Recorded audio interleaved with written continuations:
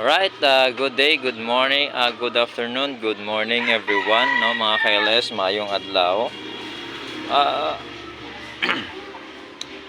Matod gaman no, ang halambalanon or kasabihan sa Tagalog na pag mayroon kang itinanim is meron ka talagang anim. So, meron tayong isang tanim dito sa ating backyard, no. Hitik ito sa bunga. Alright.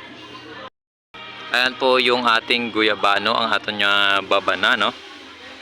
So may mga bungan siya.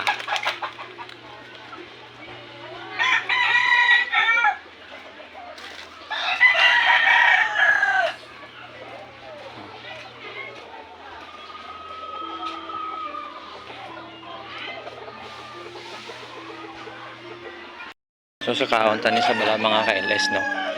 So patyon dada na yung aton cellphone kay para sa kaunta ni. Or pwede man yun, di, one hand.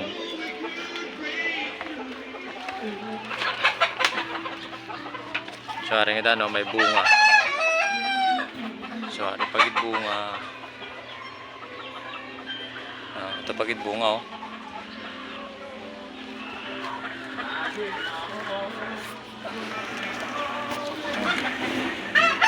Sorry pa, nagabulak pa ni siya, no, mga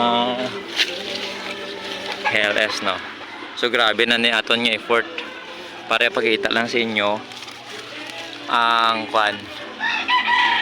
grasya sang Diyos. So ipakita ta lang sa inyo, no, ang grasya sang Ginoo na sa aton, no, gapamunga ng aton nga babana. So ito siya, no. So damo na siya nga bunga, hindi lang naton gawa makita, no. So madamog gid nga salamat sa grasya sang Ginoo.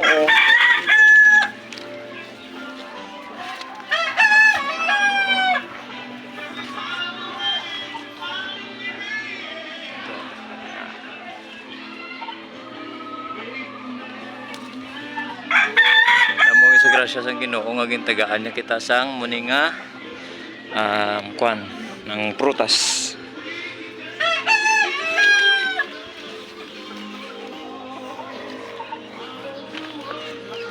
So no.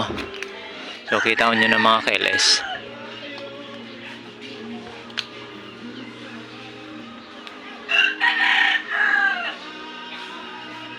Kita nyo na mga KLS ang aton nga guyabano or babana nga hatag sang Ginoo sa aton grasya. So alright, so basta may ginatanom kagid ako, no, may anihon kagid.